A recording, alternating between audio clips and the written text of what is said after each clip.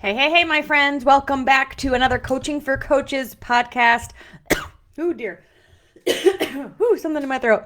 My name is Denise Walsh. I'm a former clinical psychologist turned dream life coach, and I am here each and every week to not only help you live your best life possible as a human being, as a person, but also to help you to be the best coach possible by providing transformational content for your clients and creating a business that's thriving. I think in this day and age, we all want income, like extra income, right? And as a coach, you literally can work this business in just a few hours a day, on your nights, on your weekends, in the nooks and crannies, and build a thriving income that can at some point replace your full-time job. So whether you're here because you personally are in a pivot point and you want to level up, or you're here because you're a coach and you're working with clients and you want to gain as much information as possible, you are in the right place. So if you're listening live at the Become a Dream Life Coach Facebook group, be sure to comment your name, where you're from, how long you've wanted to become a coach, and ask any questions as we go through today's content. If you're listening on YouTube or on the podcast, welcome. We're glad to have you. Please be sure to join the free Facebook group or any of the free resources that we're talking about today. So, all right, we are talking about something today that is probably the premise of what I do. I mean, like the at the core of what I do. And I think it's so important for a few ways. So today we're talking about something that we all experience. It's called triggers. I'm sure you've heard this before. I'm sure this is not a new word for you. But the reason why this is so stinking important to understand yourself, but then also to understand for your clients, is because in my opinion, this is foundational. Because here's the deal. As an entrepreneur for the past 15 years, the thing that I have found that derails me and my clients or team the most often is a thing called life. Like, people will get started in my network marketing team and they'll be like, woohoo, I'm ready to change my life. I want to make extra money. I want to get healthy. I want to XYZ. And within like 3 weeks, life has happened and we're distracted and we're overwhelmed and we're experiencing drama, disruption, disagreement, upset, emotional or relationship issues. Like, life is happening. You know what I mean? And life is happening to all of us. And so what I've learned is moving through life without being derailed and triggered as much as possible will help us keep our dreams in view. We will give up on our dreams when life feels too hard. Amen? Amen. And so if we can make life feel easier, number one, decrease triggers overall. But number two, if we get triggered, move through them more easily, we can keep our dreams alive. Like, we're not going to give up on our dreams if we've got the skills to move through life more easily. So if you've had these moments where something small sets you off, now oftentimes a trigger is connected to an emotionally charged event. Okay. Now we'll talk about a couple different kinds of triggers, but one is an emotionally charged event. So you see a car that looks like your ex-boyfriend's. Trigger. Body is flooded with anxiety and emotion. And all of a sudden your mind starts racing, your heart is beating. You don't even know if that is your ex-boyfriend, right? But all of a sudden, because it's connected to an emotional spot in your mind and in your body, all of it, you react. You react without even trying. You didn't tell your body to react. You just saw something that reminded you of an emotionally charged event. Now think about this. You've had emotionally charged events that your body is not connected to anymore.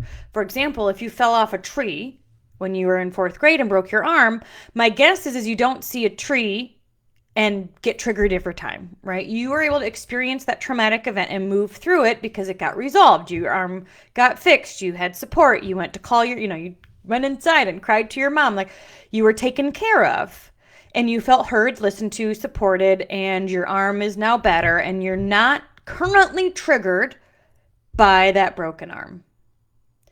The other thing is interesting is so you can be triggered by an emotionally charged event that's still moving around in your body. So that's important for us to know. We can also be triggered by something that we believe, like it's an insecurity we already have. Okay, so hear me out. If somebody said to me, "You have green hair," I would go, "No, I do not." Right? No, I don't. Thank you very much. That's not something that would trigger me, right? Because I don't believe that I have green hair.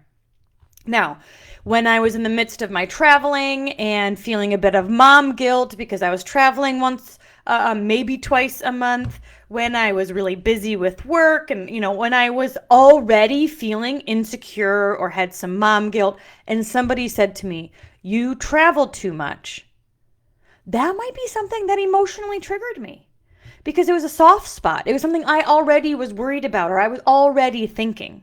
So triggers can be an emotional experience that your body's remembering and it hasn't processed through, both. It could be an insecurity that you already have that's a soft spot for you, that somebody is pushing your buttons. You know what I mean? And so both of those things are really interesting information because they're telling us that there's something to process and work through.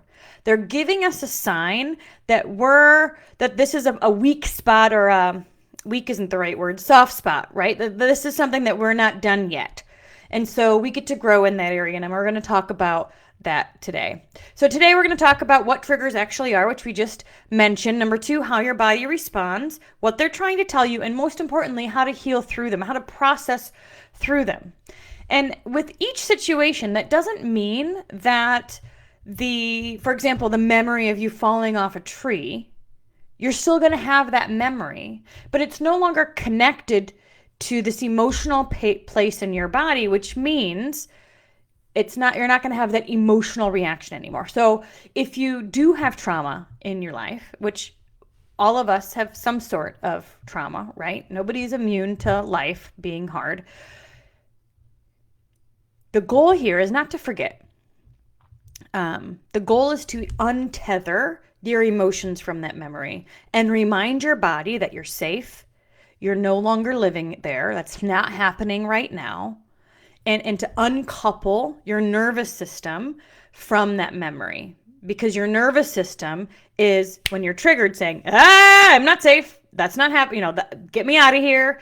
And so what we want to do is uncouple it. And that's what we're going to talk through today. So let's get with the basics. A trigger is essentially anything that brings your nervous system back into survival state. So as we mentioned, it could be an external reminder of an emotional trauma or a situation, it could be an internal insecurity. But at the end of the day, both are doing the same thing to your body.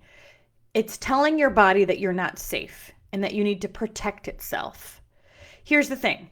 This reaction isn't usually about what's happening right now. Like I mentioned, a random car goes by and you link it to your ex-boyfriend, and now, right, all of a sudden you're heightened. Typically, it's connected to those old wounds, past experiences, or patterns that you have picked up. And so instead of asking like, "Oh, why do I do this?" Because I think oftentimes we judge ourselves, we feel the shame cycle. We of course don't want to feel this way, and so we stuff it or we beat ourselves up about it. Let's start asking, all right, what is this showing me? What can I learn from this? What space do I still need healing? So if you're feeling triggered, our body naturally, again, there's nothing we can do to make this happen. It's just our body naturally reacting in one of 4 ways. We've got fight. You get defensive, angry, lash out. Typically, when you're triggered and you triggered into fight, you might not even remember. It's like autopilot. I used to teach an anger management class, and this was domestic violence. It wasn't just yelling at your kids, right? This was extreme people that were in the criminal justice system. But what would happen is they would get into this fight and then they wouldn't even really remember what they said or did. It was just triggered. And so we worked with them to catch themselves before they got to this state. Okay. Your system is trying to protect you by you pushing back, like heck to the no. Number 2, our body responds through flight, like get the heck out of here. Now, this is interesting because typically when we're in a dangerous situation, we don't run, we freeze, which is another thing that our body does. We shut down, we go numb. Flight is, yes, maybe just running away if you're being chased by a saber-toothed tiger, but it's also avoidance. It's Netflix binging. It's listening to something and not like I feel like sometimes I listen to so many podcasts throughout the day that I'm like I need to set aside time to journal to hear what I'm thinking. As I'm like, I think that's interesting, right? We overwork, we distract, we avoid, we're reading books or playing video games or something, and we are escaping because we don't want to deal with what's going on in front of us. If we escape, we'll be safe. That's another way of flight. Isn't that funny? Because I think most of us, especially women, when we're in a specific, like a situation, we don't necessarily run. I think we could, but I think for me at least, the flight comes in avoidance, which I think is an interesting way to look at it. All right, number 3, you shut down. This is freeze. Your body freezes. You shut down, you go numb, you can't act. Again, the example, you see a car that looks like your boyfriend's and all of a sudden, you're just freeze.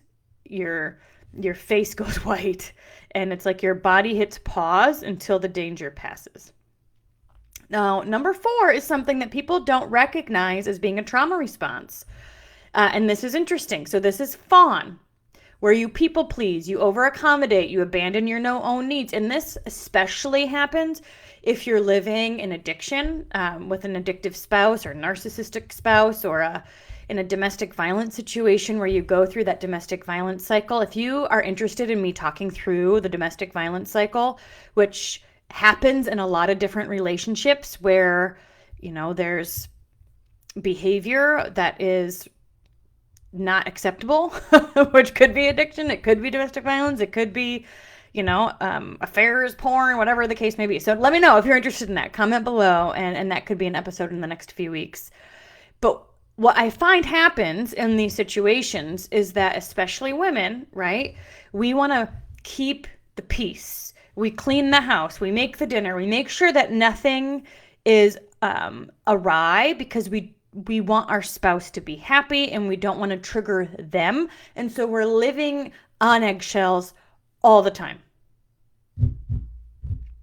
Yeah, I think we all do all of these, let's be honest.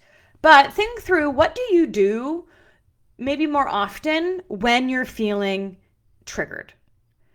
I think especially if I'm thinking through some of this, if you're feeling insecure and then somebody pushes your insecure button, you might go to fawn, right? Oh, I'm so sorry, or oh, let me go help, or oh, let me volunteer for a million things so people like me, right? Like we might go to fawn because of the insecure piece in our interesting. This is all fascinating conversation, which is why I love talking about it. And the more we know, the more we can change. Because often this is autopilot, right? We're not telling our bodies to do this. These are survival strategies that our body has learned. Once we understand that we're doing it, then we can make changes. If you don't quite understand what's happening, then you're running on autopilot and it's keeping you stuck. All right, so what do these triggers mean? For the most part, right, like we talked about, there's 2 main triggers. It's actually a roadmap. It's a signal to you that something is unresolved. Okay? They show us where we might need healing, boundaries, or to learn new skills. Triggers are not flaws, they're invitations. They're like little signals pointing to your next layer of growth. So the first thing we want to do is understand the trigger. If we have a flood of freak out in our body, I often call fight or flight mode like freak out mode, right? Your chest is tight, your stomach's in knots, your racing thoughts, often about extremes, right? It feels like all or nothing happens when we're in freak out mode. fight or flight mode. We want to notice what's going on. So notice yourself in freak out mode. Name what's happening in our body. So you're bringing it to awareness. It's not just autopilot. You're bringing it to awareness and you're recognizing, all right, I'm in freak out mode or I'm in fight or flight right now. Like, okay, this is survival mode. However you want to describe it to yourself, recognize that you're there. Step 2 is to bring your nervous system back to safety. And so this is where I recommend utilizing my shifted method. If you go to rewireyourbeliefs.denisewalsh.com, you'll see my 10-minute breakthrough method called Shifted. I'll post the link to this in the show notes as well. This regulation brings your thoughts and your body back to kind of reality, right? Back to safety. So this is where you'll hear things like, all right, putting your hand on your heart and taking a few deep breaths, maybe for 5 minutes, right? Grounding exercises. I'm sure you've heard this too, where it's all right, let's think and like look at what's going on in reality in my room right now. I'm safe. It's asking yourself, what's really true? What can I control? It's getting your body back into the here and now. Journaling, hypnosis, all of these things help get your body back into here and now. Step 3 is reflection. What is this reaction showing me? What do I need? And what are my boundaries? Do I need rest? I know often if you've had extreme trauma, you may feel triggered quite a bit, and that could turn into a flashback, right? Where you literally are reliving the experience. Even though it's not happening now, your brain is taking you back there. And I found the best thing to do in that situation is to journal it out, get it all out of your system, and then it moves from the emotional side to like a memory, and you're no longer emotionally connected to it. So what do you need? Do you need time for that?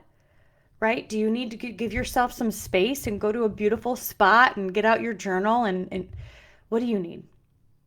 What do I need right now? Sometimes you need a skill, right? We really have to practice our coping skills in this situation. Maybe you need a friend. Maybe you need to call someone. Maybe you need, what do you need right now? What do you need? What is true? What can I control? I don't know if that's my ex-boyfriend. My hair is not green. I am a great mom, right? All right, step 4 is integration, and that is doing it. So once we recognize the trigger, we understand, we get our body back into safety, we get our brain back into safety, then we want to take that new action. And what's really, really cool about utilizing these steps on a consistent basis is that, number 1, it helps to disconnect that emotion from the memory, right? This is not happening right now. And then it also creates a new neural pathway. So you can see that car again and not be triggered, right? Because you've done the work to decouple that emotion from that memory. You can heal through your triggers. You can heal them so they're not a soft spot anymore within your system. One of my clients used to always kind of fawn, right, when triggered. She'd bend over backwards to please people just to avoid conflict. She was always getting stepped on, and then getting resentful for being stepped on, right? So there was this tension in her because she felt like she was doing everything, but she wasn't asking for help. And so she was doing everything because through our work together, she recognized that she wanted the validation and she wanted people to like her. And she was doing things she thought they wanted, even though it wasn't what she wanted, right? And so over time, she learned to pause. She learned to regulate herself and ask herself, what do I actually need right now? Is this a part of my priorities, or is this a priority that others are putting on me, or my perception of others is putting on me? And that shift helped her to start set boundaries without feeling the guilt. And what's really cool, again, as you start building this muscle, Number one, you don't have as many soft spots, and it gets easier and more quick to do the healthy coping skills to keep you moving forward. Now, healing doesn't mean you'll never be triggered again, right? There may be triggers, but now that you understand, okay, this is a soft spot for me, time to recognize what I need to do in order to heal through this trigger so that it doesn't kind of own me forever. I mean, imagine every time you saw I don't know, a GMC, you're triggered and it ruins the entire rest of your day. No, we don't want to live like that. I mean, imagine anytime you look in the mirror and you're like, oh, is my hair green? Like, no, we don't want to live like that. We want to heal through those triggers so there are no longer soft spots on our nervous system. And we can, like, you're not a slave to them for life, but we do need to learn from them and do the work to heal through them. So here's the recap. Triggers are your nervous system survival. They show up as fight, flight, freeze, or fawn. They're not flaws. You aren't doing it. You're not overly dramatic. You're not emotional. There's not something wrong with you. But they are invitations for growth because they're telling us where our soft spots are. And you can heal by bringing awareness, step one, regulate your body, reflect and shift your thoughts, and then integrate these new responses so that they become normal. You don't have to live a triggered life. They are not proof that you're damaged. They're proof that you're alive, aware, and ready to grow.